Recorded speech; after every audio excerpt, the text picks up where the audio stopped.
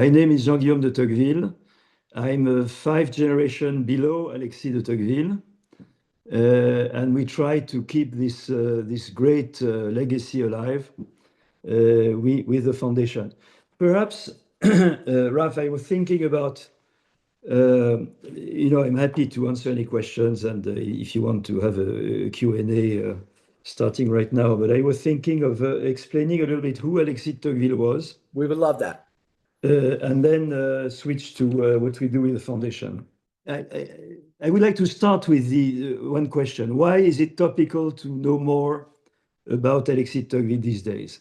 And I think the answer is because many democracies around the world are in crisis, quote unquote, whether it is in the US, in Europe, or in other places. There was an article last week in one of the main French daily saying, oops, sorry about this, let me cut it. Saying, in this sort of gloomy atmosphere, there are two bright, shining suns. The first one is Alexis de Tocqueville, and the second one for France is de Gaulle. So I think it's a very topical moment to have a chat on Tocqueville. So Alexis basically analyzed the benefits, but also of democracy, but also warned about the fragilities and the pitfalls on democracy. I will come back to that later. So who was Alexis? Alexis was a young aristocrat in the 19th century from Normandy. And his family had been badly hurt by the French Revolution. His grandfather, great-grandfather were beheaded, and his parents just got out of prison because Robespierre, the key revolutionary guy in France, fall, and they opened all the prisons. So that was a very that was quite a trauma for Alexis, and I think that the way he acted in a clever way was, instead of saying, this new regime, the republic is horrible, my whole family, or nearly my whole family was beheaded, he had this insight to say, let's analyze exactly what this new regime is like in a very objective way. So he could have despised this new regime, but that's not what he did. He decided to analyze it in a scientific way, if I may say so. So Alexis was a lawyer. He became a young judge at age 20 or 22. And in 1830, he decided to go to America because he didn't want to serve the new regime of King Louis Philippe, because Louis Philippe was just as a small anecdote, Louis Philippe was the son of Louis XVI's cousin, and he was a representative, and he voted for the death of his cousin, and the death penalty was imposed on Louis XVI at 1 vote majority, which was the vote of his cousin. So many people in France didn't want to, because of this, to serve Louis Philippe. And Alexis decided to go to America, and he managed to get a mission from the Minister of Justice to study the prison system in the US. The prison system in the US was interesting because there was this idea of rehabilitating the convicts and the criminal, which you didn't have in Europe. So he embarked to the US with a friend of his, Gustave de Beaumont, and they toured America for 9 months, going to Eastern Coast, Great Lakes, all the way to the Mississippi, and coming back by the south. And what is interesting is that he was basically your age, Alexis, when he went to America. He was 25, so I know that you are probably a little bit below 25, but it's close to your age. And he was very, very mature probably much more mature than at least when I was 25. I wouldn't be so serious. So they toured US, Alexis and Gustave, and they committed this report on the prisons to the Minister of Finance.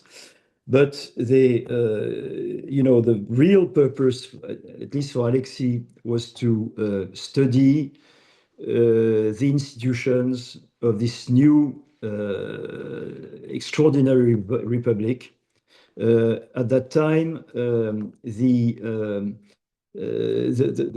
institutions were just nascent. You hardly had a federal state, which was very weak.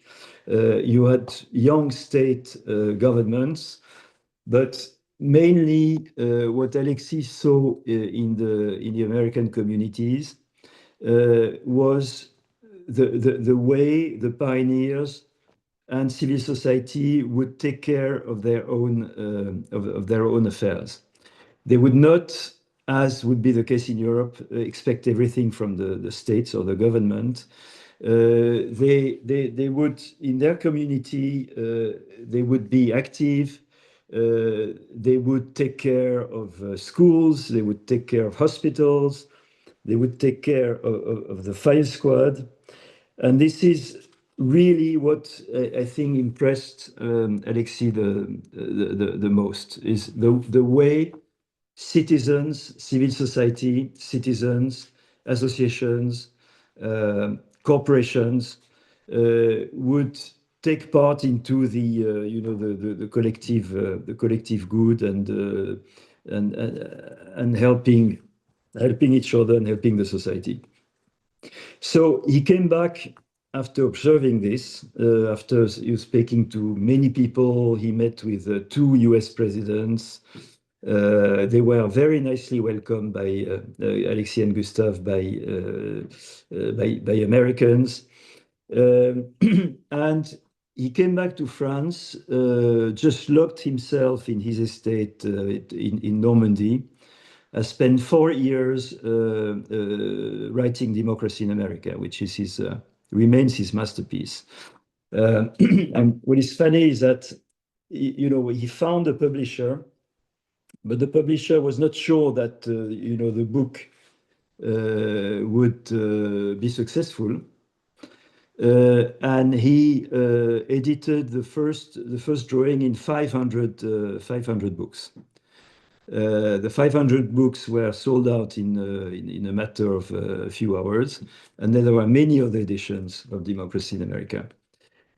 So Democracy in America is a masterpiece of Alexis. There is another masterpiece, but which is more on French history, which is called The Old Regime and the Revolution, in which Alexis demonstrated that the French Revolution was not the result of what we call the Enlightenment, which is the opening of new ideas in the 18th century. It went back to much before that, to the 13th or 14th century, with all the centralization work of the French monarchy, and this was also a great success. So again, the key idea of Alexis is that democracy works only if civil society engages, in civic life. And Alexis, of course, was convinced that of the superiority of democracies. Only democracies can guarantee, on the long run, dignity and individual freedom, and offer a civilizational project that allows the amazing creativity potential of civil society to burst out. So this was his key idea. He also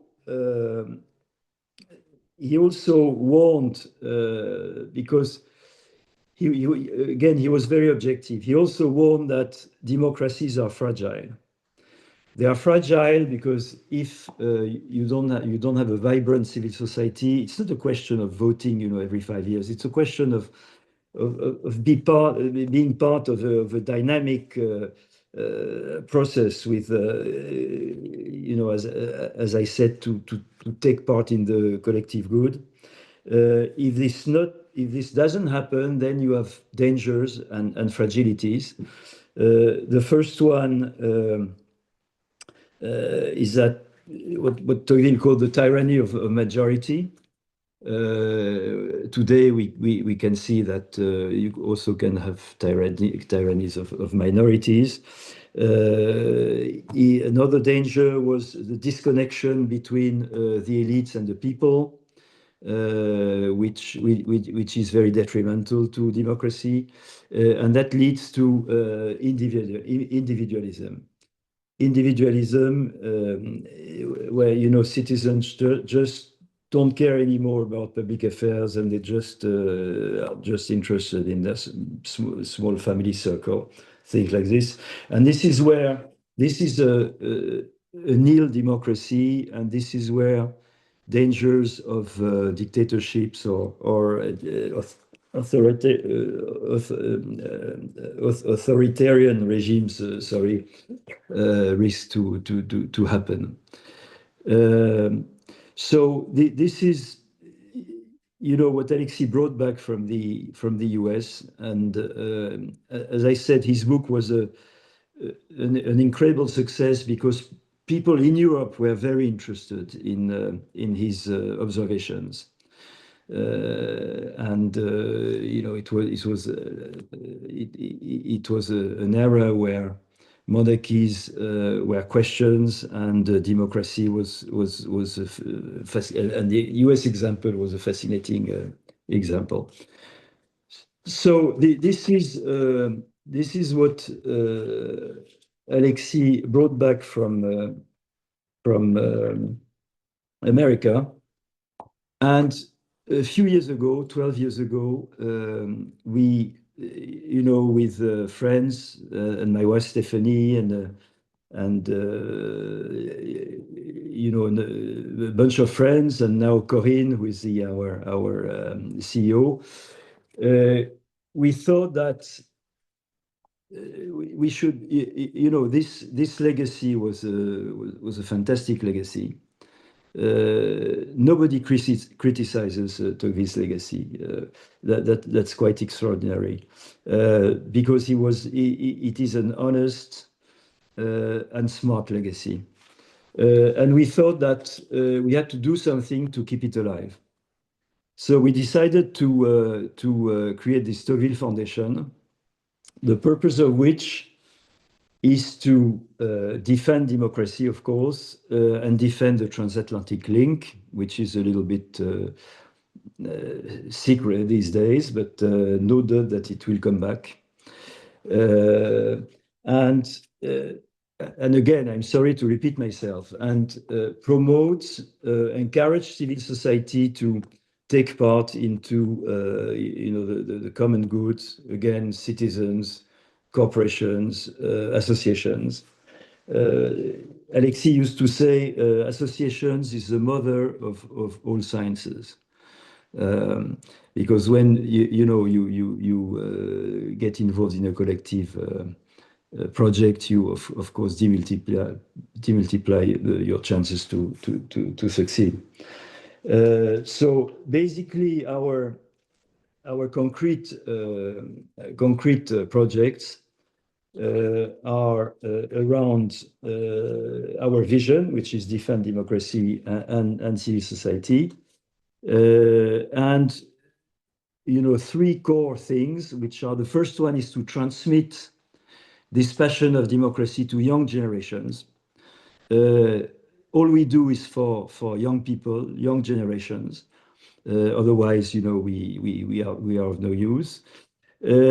We also, another of our axes is debate, dialogue, And it's not only for moral concerns or whatever that we want to dialogue with people who do not think the way we do, or the way we put together people who don't have the same convictions.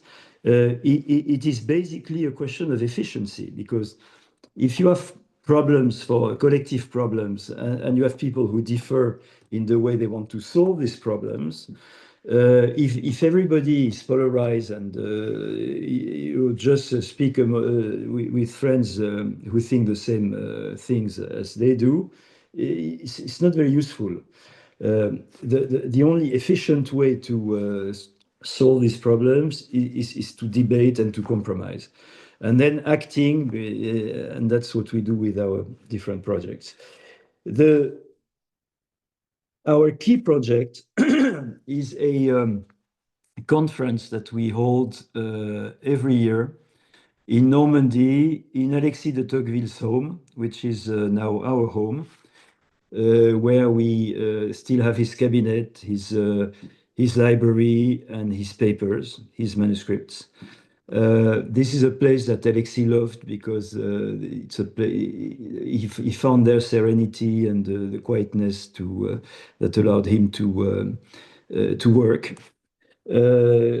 And what we do is we gather speakers from all around the world, US, Asia, Europe, to speak about around themes that are geopolitical, sociological, in the legacy and in the heritage of Alexis de Tocqueville. And we have themes like Citizens Wake Up. That was 2 years ago. Last year it was Europe's Moment. And that Europe's Moment is, with all these questions and all these geopolitical shifts, in particular in the relationships with the US. Is Europe able to take its destiny in its own hands? Well, I'm not sure we have a clear view on this yet, but we had very interesting debates with US, French, European politicians, CEOs, academics, artists. So it's a great moment of debates, friendship, informal atmosphere. And so the people are 2 days. We have 2-day panels in Normandy, and this event is organized in partnership with the Atlantic Council, which is a great bipartisan US NGO.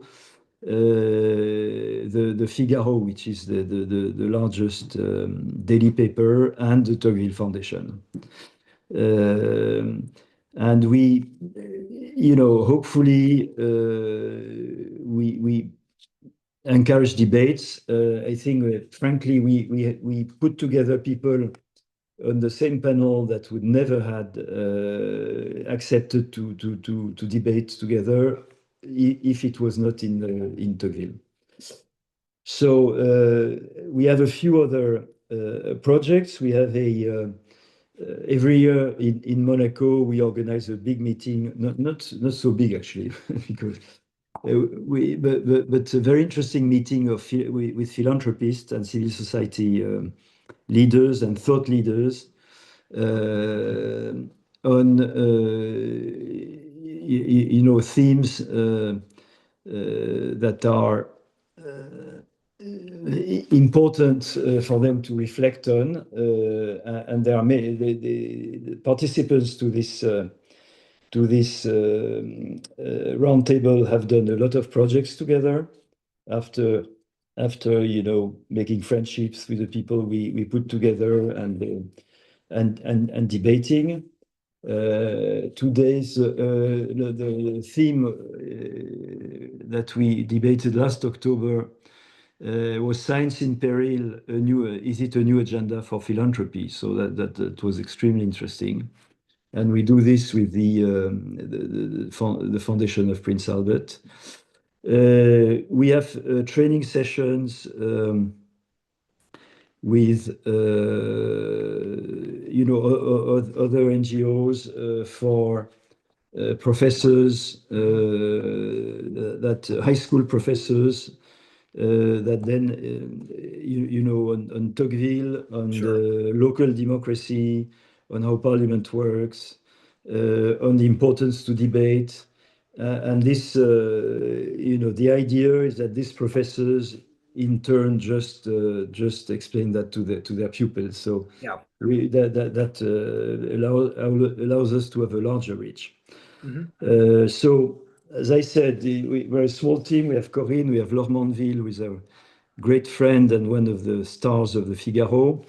And we have so it is at the same time, we hope, a useful initiative. It's a friendly initiative.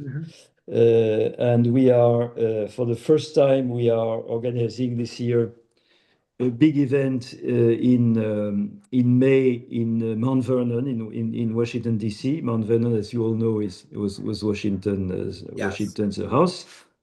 And that will be about, how could Tocqueville help to solve or clarify all the issues and controversies that now exist around democracy. There's a lot of questions regarding that from the kids.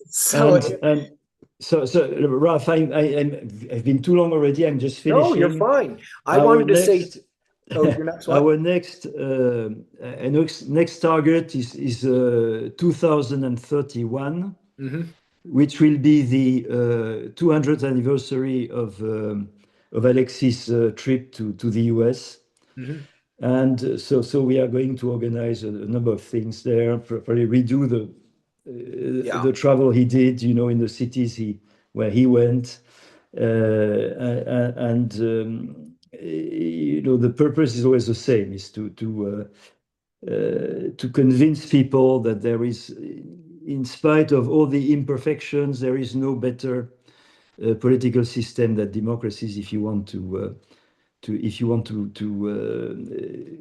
save individual liberty, dignity, and so that's what we do. And that's amazing. And personally, I want to say thank you. I'm a direct descendant of George Wythe, who signed the Declaration of Independence. And so we've always been taught that from a very young age, as far as the French influence, as far as democracy. And so this was a very, very special opportunity. When Chantal and Corinne had proposed this to me, I said, absolutely, we need to do this. Do you mind if we jump straight into some student questions? Because we've got quite a few of them. Please, absolutely. Okay, this is from Charlotte, and Charlotte is in Rennes, there in France. Go ahead, Charlotte. You can unmute. You had a good question. Thanks. I would like to ask if Alexis did some significant action to improve the democracy in the US or in France, and when he possibly came back to France in the 9th century. Thanks for your answer. Okay, sure. Thank you for this question. So Alexis did not step in, political life in the US. His trip was too short. It was only 9 months. He had planned to stay longer, but he had an accident in the US. He was when he was crossing a river on his horse. He fell. His horse was afraid of something. He fell off his horse, and he had to swim in frozen water and managed to get back to the bank. But he was between life and death for 3 weeks. And then that damaged his health, so he came back earlier to France, so in France, he also had a political career. He was a representative and chair of the regional assembly of Normandy-La Manche. And he also was Minister of Foreign Affairs of Napoleon III before Napoleon III became emperor. Napoleon III started his political life as being president, as you might know. And then after 4 years, he decided to coronate himself as Napoleon III. And so Alexis had a short mandate as a Minister of Foreign Affairs because he slammed the door when Napoleon decided to did his coup, because he was in total disagreement with, as you might imagine, with restoring the empire. So he didn't have time to really act practically, or to have a real influence to defend the idea that he had observed in the US. And to be frank, I think Alexis was probably much more at his ease, as an intellectual than as a politician. And as a matter of fact, he's very famous these days, and probably more these days than ever as a thinker, as a thought leader, than as a politician. That's good. Thank you for that. I think there's a lot of idea exchanges, especially in the 19th century, with what was going on in America pre-Civil War and in France. One of the kids, they wanted to know, do you know was there evidence with Tocqueville ever connecting with Henry David Thoreau, who was an American philosopher at the time? No, I don't know that. What is his name again? Henry David Thoreau. He was a very famous American philosopher, and some of their ideas were very similar, and they were alive at the same time, if they might have crossed paths in Alexis de Tocqueville's travels. Well, I can check, but I'm not sure that they met. I would have heard about him, of course. Chloe, that was a very specific question. We have a question from Bordeaux, France. This is Emma. Emma, you can unmute. Go ahead. You had a very good question for our guest. Go ahead and ask. Hello. Firstly, thank you. I have a question. What do you think Tocqueville would say about the rise of populism in our democracies, especially in Europe and in France? I'm sorry, I didn't get the. She wanted to know what do you think about the rise of socialism in both France and in America? What do you think that Alexis de Tocqueville would say about this nowadays?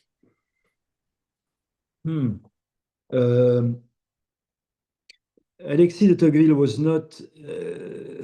He was considered at the time as a leftist, but that was only because he was in favor of the Republic. He was not in favor of the Republic more than monarchy. He was in favor of a political system that allows democracy. But as a representative in a Republican assembly, he was seen as a leftist, which he was not actually. It's interesting to know that, to realize that Alexis de Tocqueville and Marx lived at the same time. They never met, but Marx was had a great success, after his death, because of communism in the Soviet Union and in Eastern Europe and in Asia, until people realized that that was, leading everybody in the wall. And Alexis was much more. Marx was an ideologue, and Alexis was an observer of reality and facts. So what he would say about socialism, you know, Alexis thought that, you know, the way for democracies to function was to altern conservatives and social democracy. I think that he himself was more on the conservative side, but you know the way democracy functions properly is alterning, you know, conservatives and social democrats. This is the democratic functioning. I don't think he would be very happy. Actually, he wouldn't be happy at all of the show that we have now in France. This political show with the you know, which testify of a real dysfunctioning of our democracy. And he had warned about, you know, dysfunctionings like this. So, you know, he would not condemn socialism as such. You know, as long as socialism is as I said, social democracy is responsible, which is not at all what we see now.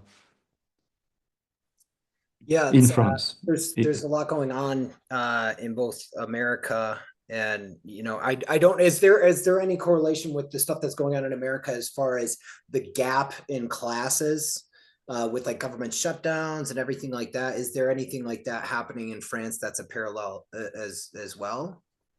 Yeah, I think the situation here is different.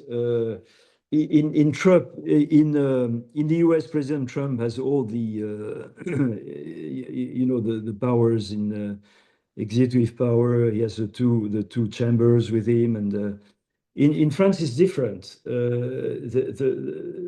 You know, it is a mess because there is no the president has no majority at the National Assembly because of the dissolution he did one year ago. So he's desperately trying to find majorities to pass new legislation, but he's you know, now the government is taken in hostage by the Socialist Party, which has very, in my personal and modest view, very unreasonable request. One of the kids wanted to ask about your professional career in law. Did your lineage have any influence of that as far as you following going into a career in the legal field? No, not really. I think that I'm the only lawyer in the family since Alexis. You know? No, and I've been, you know, I've been a business lawyer specializing in M&A and banking regulation and litigation. I have studied and worked in the US. It was a fabulous experience. I'm a Georgetown alumni, and I've worked 2 years in New York as an attorney.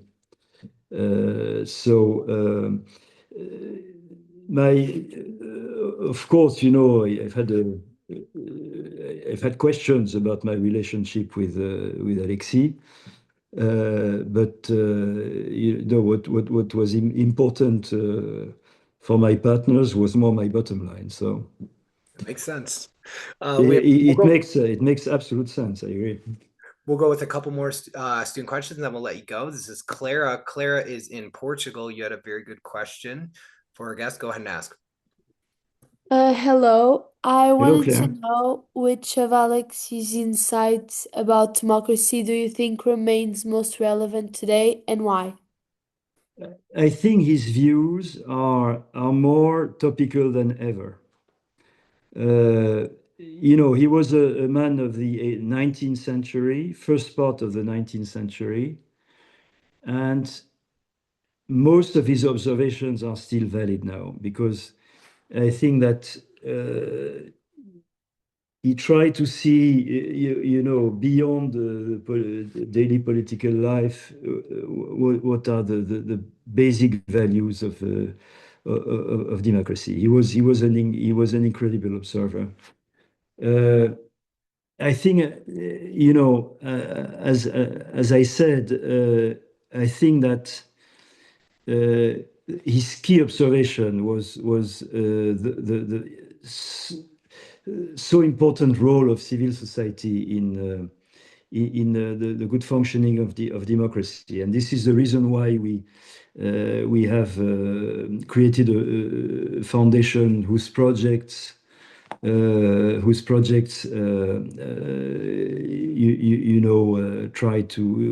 trying to keep this legacy alive.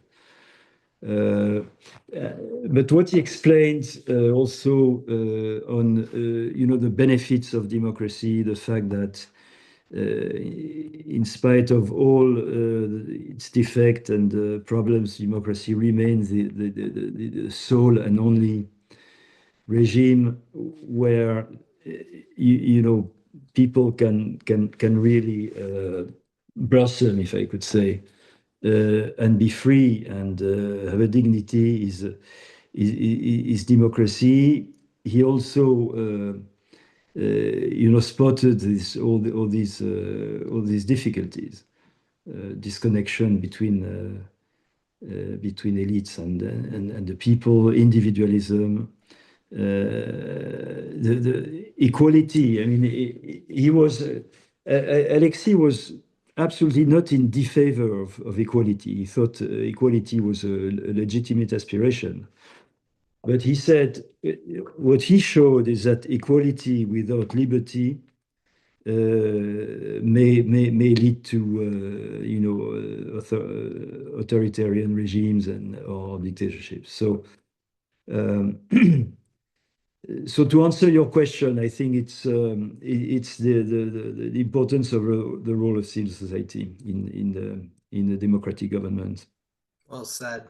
And guys, if you want to learn more, check out Tocqueville Foundation .org. And there's also information regarding the forum on there in Normandy. So I would be remiss not to ask about this. This comes from myself. What do you think philanthropy and civic engagement what role do you think they play in strengthening our current democracy? Well, that's a great question. I think philanthropists are perhaps the best example of civil society leaders and thought leaders and